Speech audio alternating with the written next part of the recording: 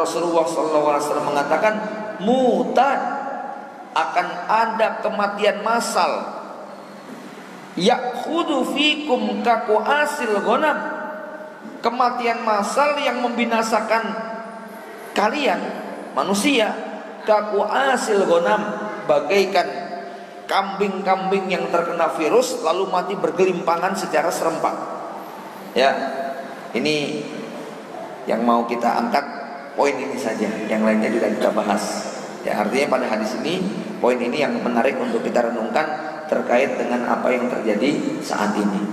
Bapak Ibu yang dirahmati Allah Subhanahu wa taala, kita harus adil, bijak di dalam menyikapi hadis semacam ini. Jangan kemudian kita salah kaprah, ya.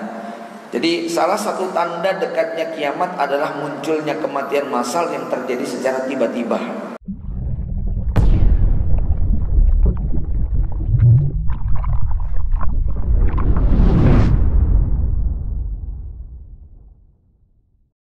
Kaum muslimin. Tapi ada satu hadis yang kemarin kita lewatkan dan memiliki korelasi yang cukup erat dengan realita atau fenomena yang sedang viral saat ini, yaitu hadis tentang wabah taun yang akan menimpa kepada manusia. Dan ini pernah terjadi pada zaman sahabat Nabi SAW. Nabi menyebutkan ada 6 tanda. Saya akan kutipkan satu tanda yang berhubungan dengan bahasan ini, yakni hadis dari Auf bin Malik.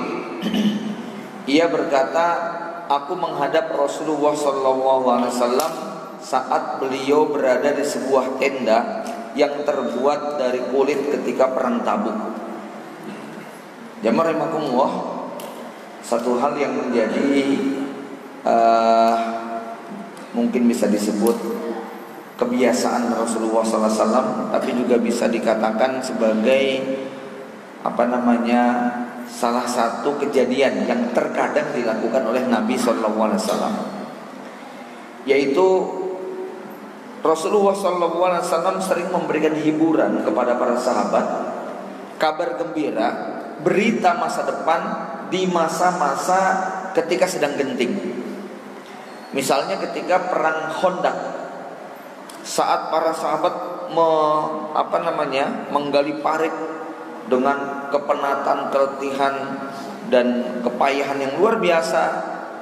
Kemudian ketakutan para sahabat saat itu juga sangat beralasan, sebab akan dikepung oleh gabungan dari seluruh kabilah. Total pengepung ada lebih dari 10.000 tentara. Sementara di belakang mereka ada Yahudi yang sewaktu-waktu berpotensi akan berkhianat. Saking khawatirnya Rasulullah SAW kalau Yahudi itu khianat, maka Rasulullah SAW menawarkan 1/3 hasil panen untuk mereka, dengan syarat mereka nggak boleh campur tangan dan tidak boleh kemudian mengganggu atau membantu musuh. Ya. Dan Rasulullah SAW dalam suasana yang seperti itu masih memberi hiburan kepada para sahabatnya. Ketakutan para sahabat sampai digambarkan mereka untuk ke kamar mandi saja takutnya bukan main. Ya. Tetapi dalam suasana seperti itu Rasul kemudian memberi kabar gembira apa? Pada saat memecah batu dengan tangannya, maka memancarlah cahaya. Ada yang ke arah Syam, ada yang ke arah Persia, ada yang ke arah Yaman. Rasulullah SAW kemudian memberi kabar gembira bahwa kekuasaannya, bahwa wilayah kaum muslimin akan menjamah kemana cahaya itu pergi. Jadi dalam suasana terkepung, dalam suasana Rasulullah SAW itu berada pada posisi yang sangat terhimpit, tapi Nabi masih memberi kabar gembira, harapan dan optimisme bahwa nanti kaum muslimin kekuasaannya akan membentang sejauh cahaya itu memancar. Maka orang-orang beriman tentu bertakbir. Tapi orang-orang munafik pada saat mendengar hadis ini, apa kata mereka? Muhammad menjanjikan kita begini, begitu, akan menaklukkan ini, menaklukkan itu. Sementara sekarang kita kencing aja susah. Itu jawabannya orang munafik. Bapak Ibu yang dirahmati Allah Subhanahu wa taala, ini menjadi sangat penting kalau nanti kita mengkaji, mempelajari hadis-hadis Nabi tentang bisyarah, kabar gembira masa depan, tanda-tanda kiamat yang memberikan gambaran tentang kejayaan umat Islam. Lalu pada saat yang sama hari ini kita menyaksikan keterpurukan yang amat sangat parah. Orang-orang yang tidak belajar fikih, orang-orang yang tidak belajar hadis, maka mereka akan mencemooh, mereka tetap pesimis, mereka mengatakan mustahil akan kembalinya kejayaan Islam, mereka mengatakan utopi itu hanya mimpi, nggak akan mungkin terulang kembali. Ya, maka seorang mukmin tetap yakin seyakin-yakinnya bahwa apa yang dikatakan Nabi sallallahu alaihi wasallam akan menjadi kenyataan. Dan sebenarnya pada saat Rasulullah sallallahu alaihi wasallam menyampaikan berita tentang masa depan, nubuat akhir zaman, baik itu yang menyenangkan ataupun bernilai derita, maka pada saat Nabi sallallahu alaihi wasallam mengucapkan sebenarnya itu sudah terjadi. Maksudnya sudah terjadi, sudah pasti terjadi, hanya persoalan waktu. Jadi paham ya, orang beriman itu hanya memandang ini masalah waktu. Kejadiannya pasti. Ya, mirip seperti kalau kita nonton sebuah film, sutradaranya sudah bilang menit kesekian, ya nanti tayangannya ini, adegannya begini, jagoannya menang, penjahatnya kalah. Walaupun kita nonton pada menit ke-11, ke-12, ke-13 penjahatnya itu berhasil gebukin jagoannya babak belur, tapi Anda sebagai penonton sudah diberitahu nanti menit ke-50 jagoannya menang. Habis itu end gitu ya. Maka apa? Buat kita masalah sang jagoan menang, sang musuh kalah itu cuma masalah waktu. Apalagi kalau nontonnya sekarang tinggal dicepetin gitu kan. Ya. Kira-kira kalau kita mau ngeliat mesin waktu gitu, Pak. Nah, cuman Allah kemudian mengingatkan innahum yarawnahu ba'ida wa narahu qariba.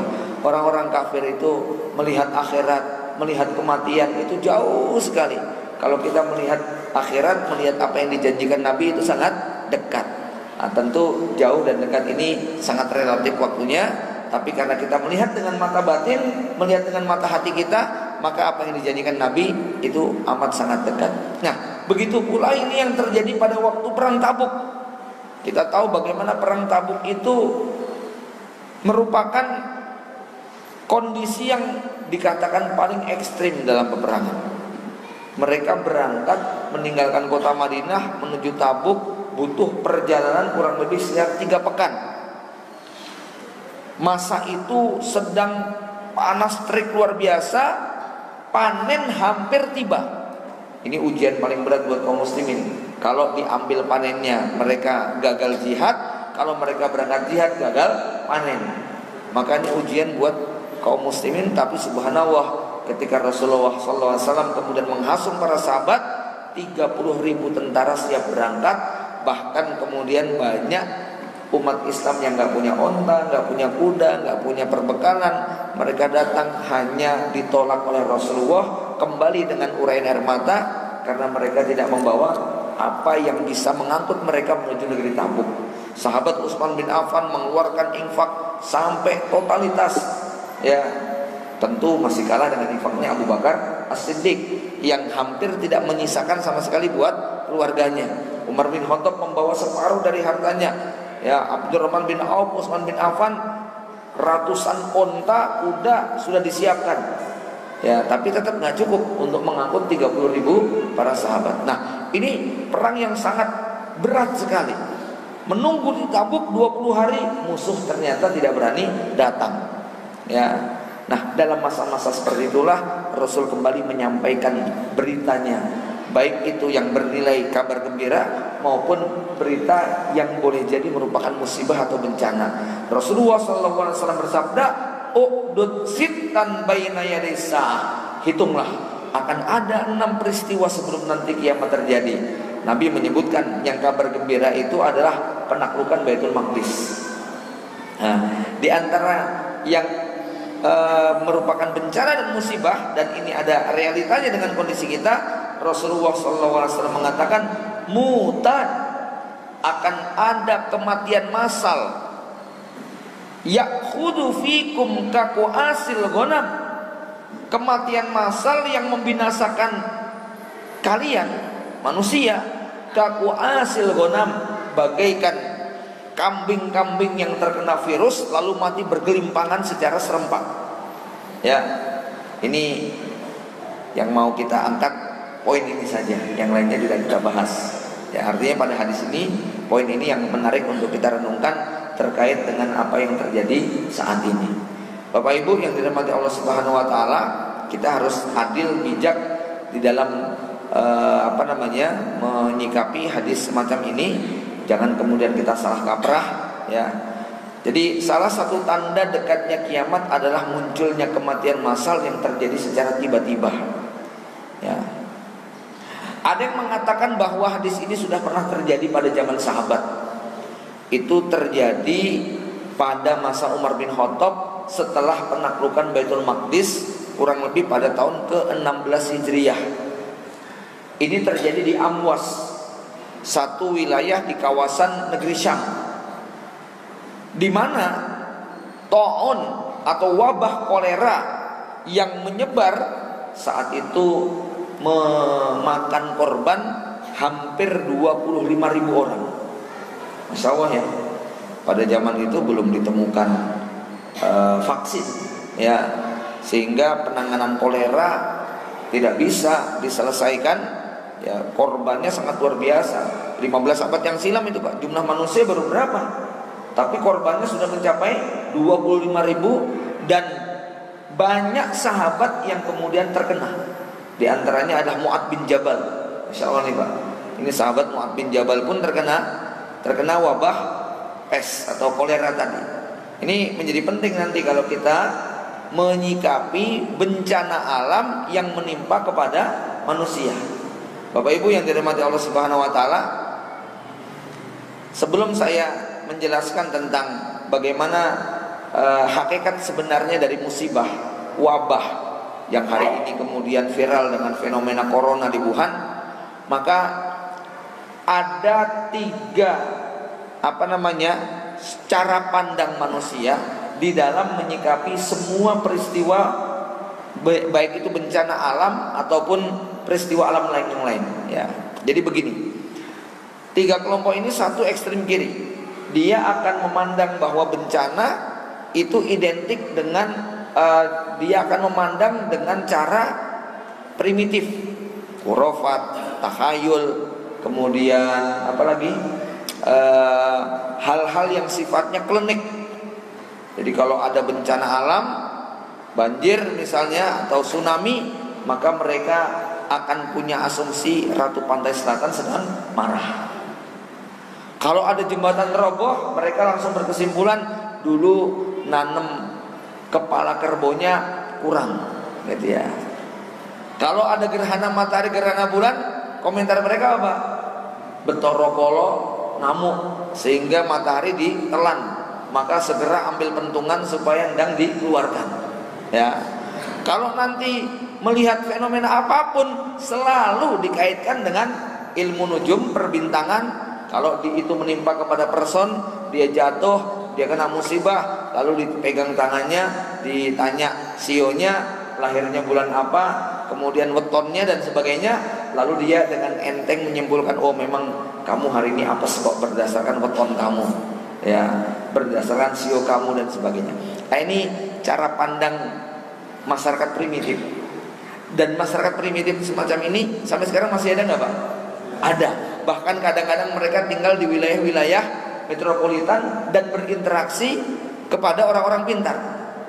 Mau pilpres, pilkada, pil ini, pil anu, pil ono, itu banyak nggak yang melibatkan dukun-dukun gitu Pak? Banyak ternyata. Ya, jadi kita nggak habis pikir. Wong mereka itu orang pinter, gelarnya ada yang S2, S3, tapi ketika mereka nyalon, tiba-tiba kok kemudian mereka mendatangi masyarakat primitif semacam itu. Dan mungkin kemarin viral Pak, foto flyover yang ada di mana? Purwosari. Ternyata ada juga makhluk yang begitunya itu ya. Sambil menyiapkan sesajen, ya. Ada dupanya, ada dukunnya di situ. Ya, ini proyek besar, kalau enggak nanti. Nah, ini Masyarakat pertama. Masyarakat yang kedua adalah masyarakat yang melihat semua fenomena alam berdasarkan standar ilmiah. Harus akademik, harus sesuai dengan sains dan teknologi. Gak menerima sama sekali semua hal-hal yang sifatnya supernatural, metafisika, semua ditolak. Pokoknya kalau gak masuk akal, gak rasional, gak diterima. Ya, ini ekstrim kanan. Lah bagaimana sikap yang benar?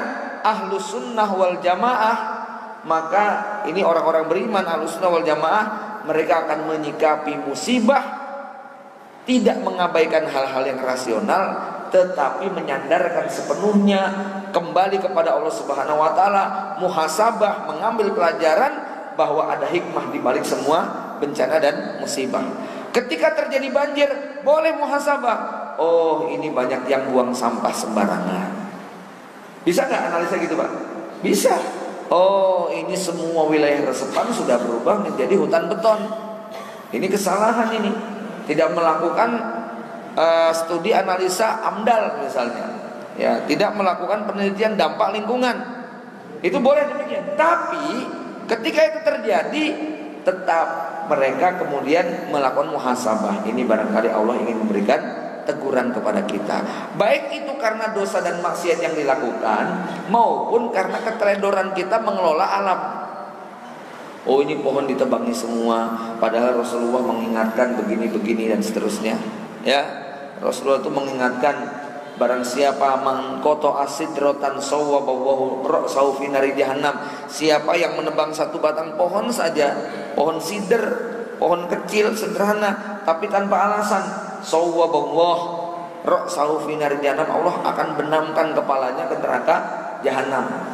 Ya. Oh, ini gara-gara orang buang sampah. Rasul memberi kabar gembira. Apa kabar gembira Nabi? Inni ra'aitur rajula yataqallabu fil jannati bi husnin amatu ana tariq. Aku melihat ada orang masuk surga. Itu amalannya sederhana. Apa, Pak? Suka nyingkirkan sampah dari jalan.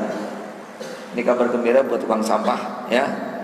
Mungkin jarang taklim, jarang bisa ini, jarang bisa itu, tapi amalan Anda kalau ikhlas, kata Nabi, ada yang masuk surga gara-gara profesinya buang sampah. Nah, kalau buang sampah bisa masuk menyingkirkan sampah itu bisa masuk surga. Buang sampah sembarangan itu kira-kira gimana, Pak?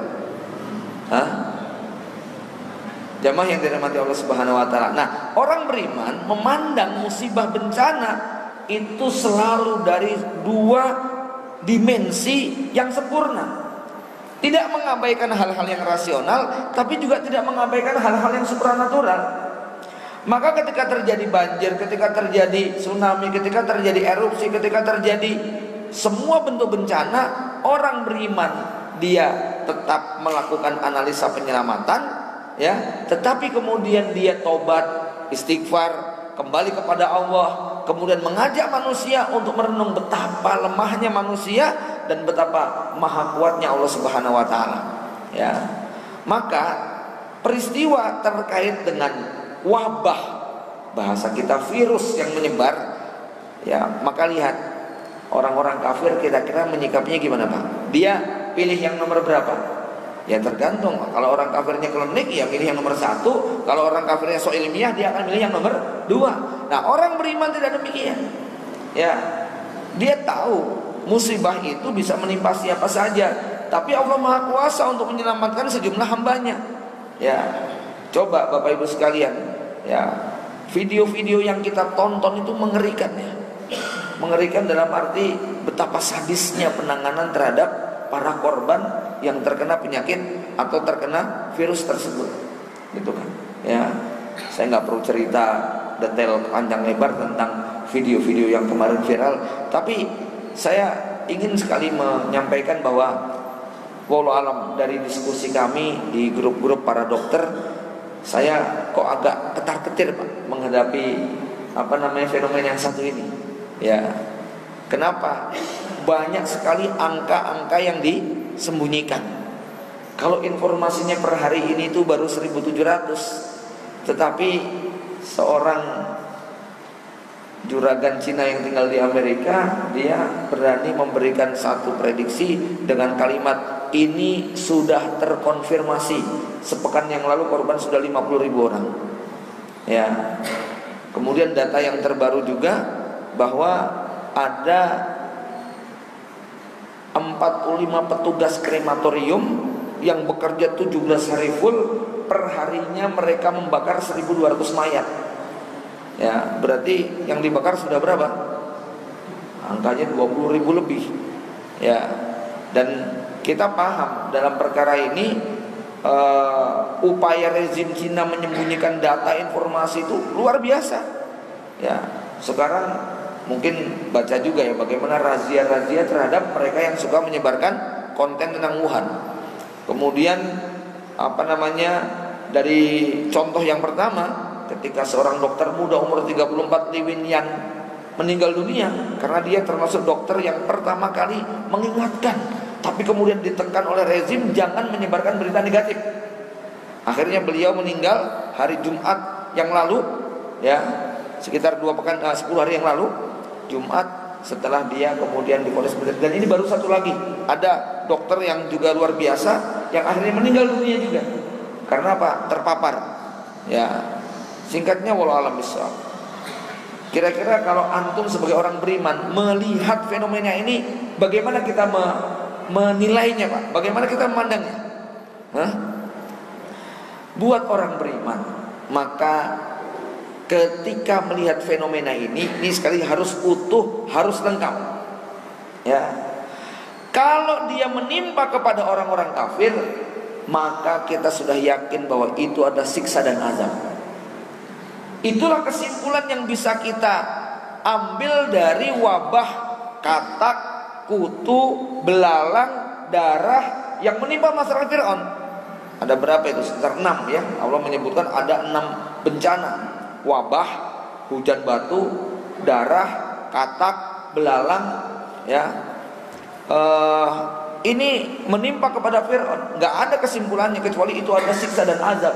Sampai puncaknya kemudian Fir'aun, ya, menemui Musa, lalu meminta kepada Musa, ud'u lana bima ahida inda rabbika.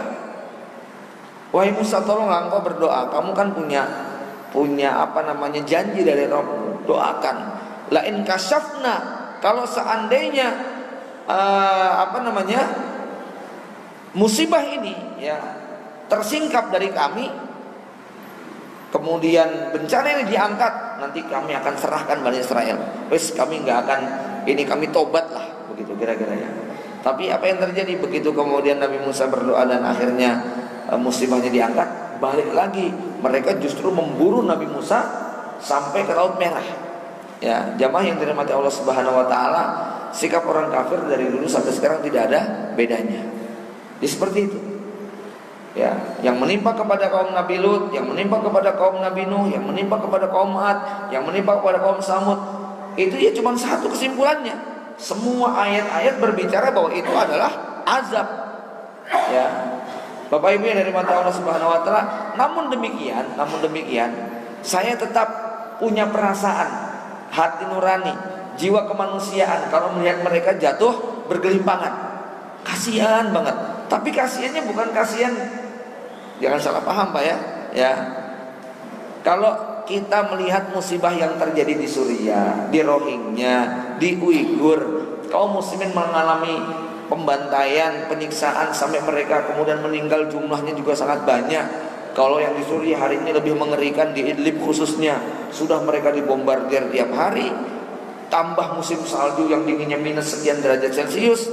Banyak di antara mereka yang matinya adalah meninggalnya karena dingin, cuaca, maupun karena bombardir yang dilakukan oleh rejim Bashar. Taruh kita kasihan, tapi saat saya melihat kasihan kepada mereka, pada sisi lain kita mengasihani diri kita sendiri.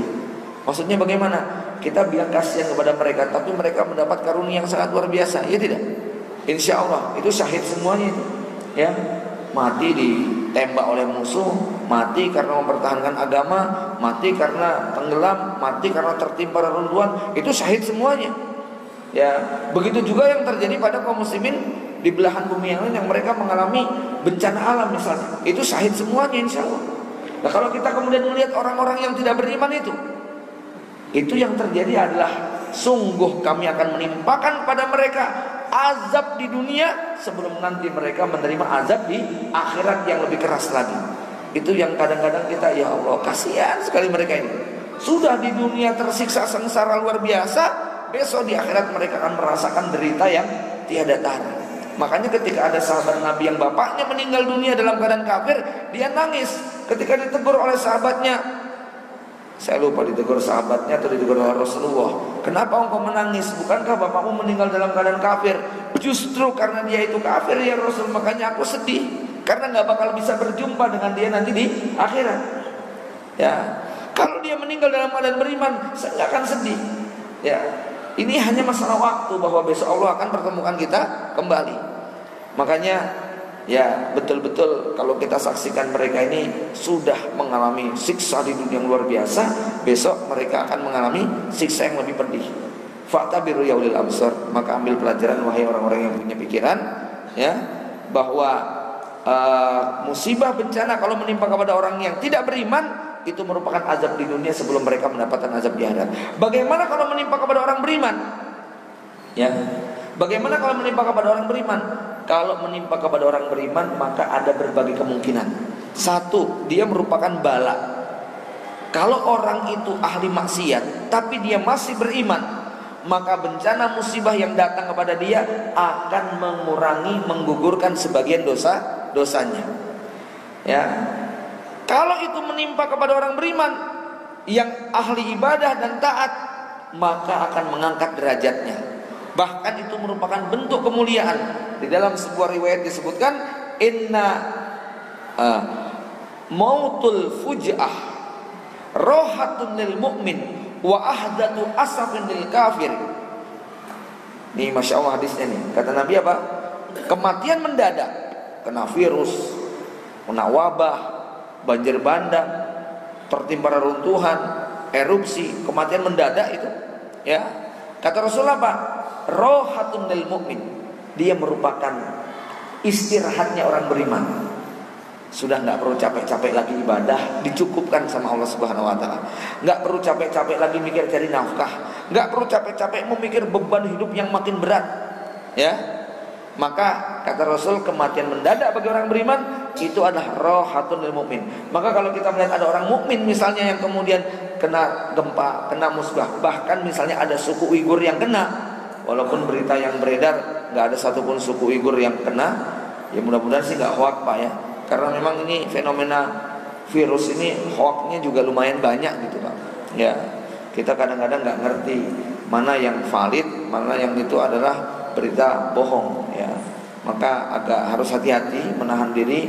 Ya, jangan atas nama ingin menyebarkan kabar gembira, tapi kemudian kabar gembiranya adalah bohong. Nah itu ya. Orang Cina berbondong-bondong belajar sholat, gitu ya, sholat Jumat karena gini. Nah, dari mana beritanya, gitu ya. Nah, ini perlu dicek, ya. Kadang-kadang atas nama kegembiraan kita suka lupa, ya.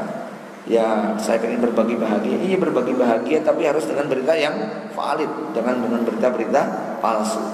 Bapak Ibu yang dimati Allah, Rasul menyebutkan kematian mendadak bagi orang beriman adalah istirahat. Wa ahzatu asafin lil kafir, tapi merupakan kerugian dan penyesalan, siksa dan penyesalan bagi orang kafir.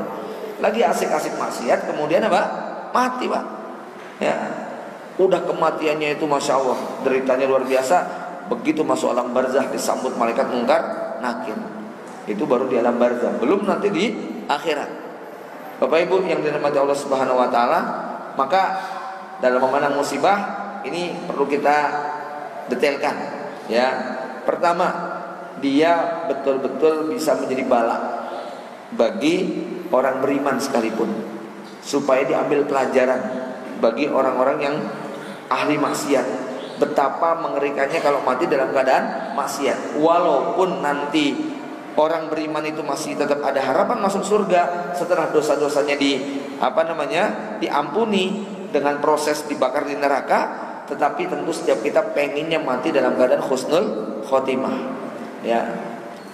Kemudian yang kedua, kalau itu musibah bencana yang sifatnya itu ada person, ya, maka buat yang mengalami dia harus muhasabah.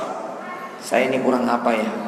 Kalau dia terkena penyakit, mungkin dia harus muhasabah, apakah saya terlalu pelit? Apa saya ini punya kezaliman kepada manusia? Apa saya ini punya salah kepada orang tua? Apa ini saya durhaka ya kepada mereka? Apa saya pernah berbuat jahat kepada tetangga atau ghibah saya dan sebagainya? Itu muhasabah kalau dia terkena. Tapi kalau dia melihat orang lain, jangan kayak begitu. Ya, teman kita dompetnya hilang, kamu sih nggak pernah mau sedekah. Nah, itu menyakitkan, Bang. Ya, jangan kayak begitu. Ya, ada saudara kita, nah terutama hati-hati Pak di zaman sekarang. Ada tokoh yang antum benci misalnya, karena dia begini begitu, ya. Nah, terus dia kena musibah. Nah, antum kemudian mengeluarkan kalimat apa? Sumpah serapah, nyukurin dan lain sebagainya yang belum tentu ya, dan di samping kita nggak bakal ngerti apakah iya gara-gara itu ya, maka nggak perlu yang begitulah ya. Apalagi naudzubillah kalau ada saudara kita yang terkena musibah bencana atas maksiat yang dilakukan, tapi kemudian setelah itu dia bertobat, kok kita masih mencela dosanya. Itu Rasul mengingatkan, tidaklah seorang mukmin mencela dosa orang lain yang dia telah bertobat, dia tidak akan mati sampai nanti dia diuji melakukan kemaksiatan yang dia caci. Ini harus hati-hati makanya Pak. Antum misalnya ngeliat ada orang berzina kemudian kena AIDS, ya rasain kamu, makanya jangan zina, makanya jangan selingkuh. Dia ya kita mencaci makinya di medsos Pak, ya mungkin kita komentari, padahal pelakunya sudah bertaubat, tapi kita komen di FB, komen di grup dengan kalimat sumpah serapah untuk dosa si fulan yang sudah dia bertobat kepada Allah Subhanahu wa taala. Itu maaf ancamannya agak ngeri. Kita nanti tidak akan mati sampai kita diuji Allah melakukan apa yang kita caci maki. Ya, dan orang ini dosanya besar. Kenapa? Dia mencaci seseorang yang dosanya sudah diampuni oleh Allah Subhanahu wa taala. Ya, waliyazbillah. Kemudian apa? Dalam hal ini kita melihat bahwa bencana musibah yang Allah timpakan ya ke negeri Tiongkok ini mengandung beberapa hikmah yang sangat luar biasa. Pertama, kalau kita membaca sejarah, pada akhirnya yang menenggelamkan Fir'aun bukan Nabi Musa AS.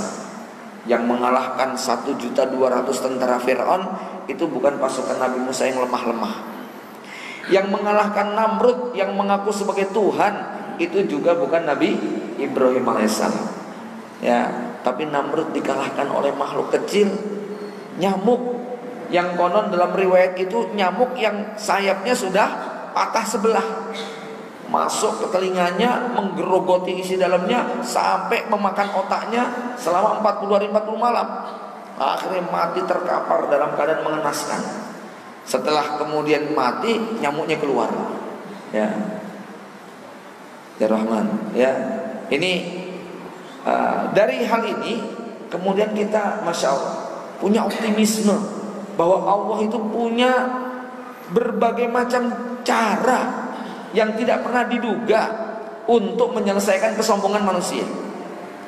Dulu Titanic ketika dibuat kemudian diluncurkan pada pelayaran perdana, si arsiteknya atau pemiliknya atau siapalah yang mempunyai Titanic itu dengan arogan dan sombong yang luar biasa mengatakan bangga sekali dia dengan kapal tersebut. Apa yang dia ucapkan? Tuhan pun tidak akan sanggup untuk menenggelamkan kapal ini. Saking sombongnya gitu Pak. Ya, Tuhan tidak akan sanggup menenggelamkan kapal ini. Ya, baru kapal itu berjalan beberapa jam, kemudian menabrak gunung es, lambungnya robek, dalam hitungan jam kemudian tenggelam separuh dan akhirnya tenggelam seluruhnya. Ya, jamaah yang dirahmati Allah Subhanahu wa taala, korbannya sangat besar.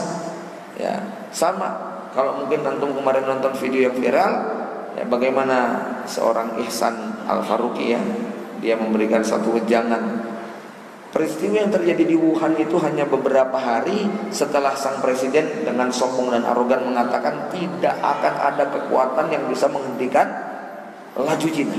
Nggak ada satupun kekuatan. Ya, orang ateis memang begitu Pak, nggak percaya kepada Allah Subhanahu Wa Taala. Ya, nggak percaya. Ternyata masya Allah, ya, ini tentara yang kecil, kita bisa katakan ya lemah karena tuh kecil gitu Pak, tapi ternyata daya rusaknya betul-betul sangat menakutkan.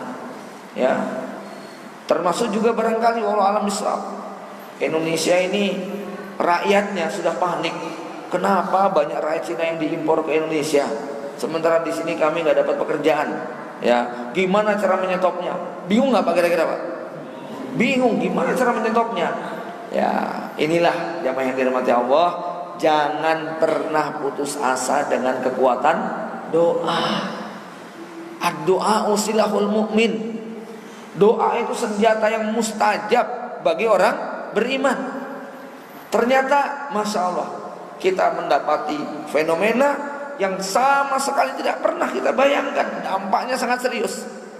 Per awal Februari kemarin, seluruh maskapai penerbangan ke semua provinsi Cina di stop, baik yang keluar maupun yang masuk. Ya, di Soekarno-Hatta ada 153 penerbangan, di Bali ada sekitar 121 penerbangan. Itu paling banyak. Solo cuma satu Pak. Ya, Solo hanya ada satu penerbangan yang ke sana. Ya, jamaah rahimakumullah, saya menghitung 2017 itu 2.200.000 wisatawan. 2018 2.100.000 wisatawan. 2019 2 juta sekian. Ya. Kalau harga tiketnya 5,5 juta, Anda bisa hitung berapa kerugian yang harus diderita. Bukan cuma itu, kerugian okupansi hotel dan semua wisata kuliner, serta semua ya, dampaknya cukup serius. Maka begini Bapak Ibu sekalian, ini ingat ya, musibah yang menimpa mereka, musibah kita juga bukan? Sebagian jadi musibah kita. Ya, ini saya baca keresahan dan kegelisahan teman-teman di dunia penerbitan, terutama penerbit mushaf Al-Quran. Jenengan harus tahu Pak, mushaf Quran yang jenengan baca itu kertasnya dari Cina semua Pak. Ya. Ya. Ada kawan dapat pesanan 30.000 eksemplar, bingung udah nggak bisa nyetak. Ya, nggak ada bahan bakunya, gitu kan? Ya. Dan saya nggak tahu bagaimana nanti dampak ke depannya. Kalau ini betul-betul terjadi dalam jangka yang sangat panjang dan makin luas, dampaknya kepada kehidupan pribadi kita nyampe nggak Pak? Bakal nyampe. Ya, tapi lagi-lagi ini kita harus tetap optimis menghadapi apapun. Ya, anggaplah bahwa, ya sekali lagi anggaplah kalau hari ini kemudian kita merasakan dampaknya, maka ketahuilah yang diderita oleh saudara-saudara kita di Uighur, yang diderita di Turkistan Timur, yang diderita oleh kaum muslimin yang ada di Rohingya itu jauh lebih menakutkan. Ya, kita bisa dikatakan masih teramat sangat jauh lebih baik daripada apa yang mereka derita. Maka mudah-mudahan itu bagian daripada keikutsertaan kita merasakan derita mereka. Tapi ini serius Pak ya. Saya membayangkan walau alam, konon Indonesia ini termasuk yang antisipasinya agak beda dengan yang lain Pak. Ya, saya baca beritanya bahwa biologi molekuler yang digunakan untuk men-scan ataupun memeriksa apakah orang itu mengidap positif atau tidak, itu sekali pemeriksaan 15 juta. Masa 200 juta penduduk mau digituin semua? Dari mana anggarannya? Kira-kira gitu Pak. Ya, jamaah dan semua. Ya, maka dalam menyikapi itu semuanya, ya, seorang mukmin menempuh dua jalur. Jalur yang pertama, hal-hal yang rasional, ya, hal-hal yang rasional harus kita tempuh semuanya. Apa diantaranya? Satu, menjaga wudhu. Ya, ini kan beritanya mereka ini kan jorok, semua serba dimakan, apa aja dipegang, tikus hidup-hidup dimakan, tikus sudah jadi bangkai dimakan, babi yang sudah kayak begitu juga dimakan, dan mereka makan betul-betul nggak ada adab dan etika sama sekali. Jadi memang kalau kita lihat perilaku mereka tuh betul-betul syarat yang sangat sempurna kalau mereka kemudian mendapatkan itu semuanya, baik ditinjau dari sudut pandang ilmiah maupun ditinjau dari sudut sunnah kauniyah. Ya, sunnah kauniyah dan sunnah syariah. Kedoliman mereka yang luar biasa. Kemudian apa? kejahatan dan kerakusan ketamakan mereka juga gak ada tandingannya. Ya, jadi alam ini marah betul-betul kepada mereka. Ya, Bapak Ibu yang dirahmati Allah, maka orang mukmin nggak begitu. Satu, menjaga wudhu. Konon beberapa para ahli mengingatkan, ya, insya Allah kalau kita dalam kondisi bersih, ya, itu tidak gampang untuk menular. Ya, wudhu itu kita harus kayak Nabi, Pak, di sela-sela ini nih. Kemudian apa? Jari kaki juga begitu, di sela-sela. Karena ini memang wilayah yang memang paling berpotensi untuk tersembunyinya virus atau bakteri. Begitu juga kuku-kuku kita. Ya, Rasul menyarankan, apalagi kalau menguap ditutup, jangan dibablas ke. Ya, idza tasaba ahadukum falyakdzib mastata. Kalau menguap hendaknya apa? Ditahan sekuat tenaga. Batuk, bersin, ditutup kemudian mengucapkan hamdalah. Ya. Kemudian apa lagi? Rasul melarang kita ngeludah, terutama di masjid, Pak, ya. Bahkan Rasul mengatakan apa? Aku melihat seorang laki-laki di neraka karena dosa dia meludah di masjid yang tidak diuruk. Zaman dulu kan masjidnya pasir. Ya, kalau meludah boleh tapi diuruk. Kalau sekarang nggak boleh, Pak. Ya, karpet masalahnya, ya. Ini berpotensi untuk tersebarnya virus kuman bakteri. Masalahnya kita nggak ngerti nih, Pak. Ya, kita ini kena apa tidak? Karena lingkungan kita kan heterogen, ya. Ada warga warga Tiongkok juga. Kita nggak tahu apakah mereka ini baru atau memang sudah lama atau baru datang dari Wuhan misalnya. Kita nggak ngerti kan, gitu ya. Ya. Kemudian apa lagi? Rasul juga melarang kita. Jadi kalau mau tidur harus wudhu. Nanti bangun apa? Nggak boleh langsung megang makanan. Ya, cuman nggak tahu ya, orang Indonesia ini tawakalnya tuh kayaknya kebablasan gitu, Pak. Ya, tidur di lantai santri-santri itu ya aman aja, ya. Ya, antum coba lihat itu namanya tukang es cendol, tukang es teh. Air 2 ember buat nyuci piring 200 biji itu yo. Ya, nggak ada, ya gelas tuh dipakai gitu aja gitu ya. Ya. Di luar negeri itu kalau sudah hidung meler itu, ya, itu mereka sudah luar biasa. Di sini sampai warnanya hijau itu masih hai gitu, Pak, ya. Ya. Jemaah yang dirahmati Allah, ya, ada unsur-unsur cuaca, mereka lembab, kita agak kering kan gitu, Pak, ya. Ya, tapi ini tetap harus ditempuh. Yang begini-begini sunnah seperti harus ditempuh. Termasuk jangan berkunjung ke tempat yang terkena musibah. Karena Rasul mengingatkan kalau wabah itu sedang menyerang suatu wilayah, yang di dalam nggak boleh keluar, yang di luar tidak boleh ke dalam. Cuman karena mereka nggak beriman kepada Allah. Jadi begini, Pak, maksud saya. Naudzubillah, misalnya ada kaum muslimin, orang beriman yang terkena kayak begitu, ya sudah, dia bertahan sampai meninggal dunia. Kenapa pesan Nabi nggak boleh keluar? Kalau dia yakini syahid insya Allah. Cuman karena mereka nggak ngerti mati syahid itu apa, ya, maka panik mereka luar biasa. Ya, maka perilaku yang kita tonton, ya Allah, mengerikan sekali, ya. Sampai rumah-rumah disegel, nyegelnya nggak tahu Pak, dilas gitu kan, ya, nggak boleh keluar. Sekian puluh tingkat di atas, nggak tahu bagaimana mereka makan minum. Tapi yang jelas itu Bang sangat mengerikan itu, ya. Kemudian apa lagi? Jemaah yang dirahmati Allah, ya, setelah kita menempuh semua sarana-sarana yang sifatnya adalah rasional, maka jangan mengabaikan yang sifatnya supranatural. Apa itu? Kekuatan doa, zikir pagi petang, ya. Kemudian sedekah, itu kan penolak bala. Apalagi tilawatul Quran, sholat malam itu akan mengurangi penyakit, ya. Istighfar sebanyak-banyaknya pada wilayah yang kita sakit. Termasuk juga hati-hati ketika mengkonsumsi makanan dan minuman.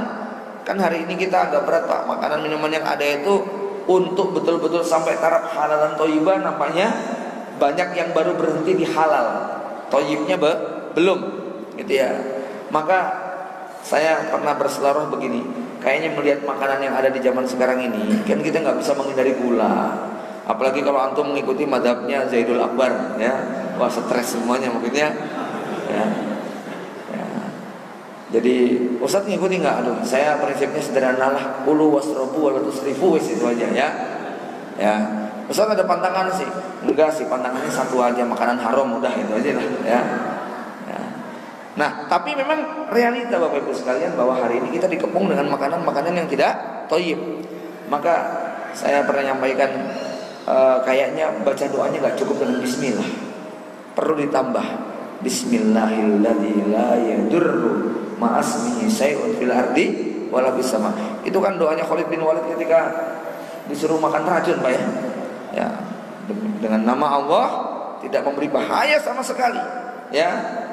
Yang dengan menyebut namanya tidak akan mendatangkan bahaya semua yang ada di langit dan di bumi. Ya, hati-hati masuk lift misalnya. Di situ ada orang asing banyak pakai masker. Jangan cuma bismillah. Bismillahirrahmanirrahim. Ya dulu masmi fil ardi wala fis sama. Ini harus proteksi semacam ini harus betul-betul dilipat gandakan di zaman sekarang. Ya, doa wirid pagi petang yang sifatnya itu adalah perlindungan, ya Rasul mengajarkan itu semuanya. Ya, Bapak Ibu yang dirahmati Allah, insya Allah, ya kalau kita sudah ikhtiar semacam itu, berdoa luar biasa, ibadah luar biasa, kok terkena juga, mudah-mudahan itu tanda cinta Allah Subhanahu Wa Taala yang ingin menghapus dosa-dosa kita. Orang beriman tuh enak semuanya, Pak. Ajaban li amril mukmin. Sangat menakjubkan orang beriman. Kalau dapat nikmat dia bersyukur, itu kebaikan. Kalau dapat musibah dia bersabar, itu juga kebaikan. Ya, Bapak Ibu jamaah yang dirahmati Allah Subhanahu Wa Taala, demikian bahasan kita terkait dengan nubuat Nabi seputar wabah yang menimpa. Orang beriman harus punya sudut pandang yang lurus. Jangan ekstrem kiri seperti para pelaku klinik. Jangan ekstrem kanan yang sok rasional tapi mengabaikan keimanan. Aku qauli hada wa astaghfirullah wa lakum. Assalamualaikum warahmatullahi wabarakatuh.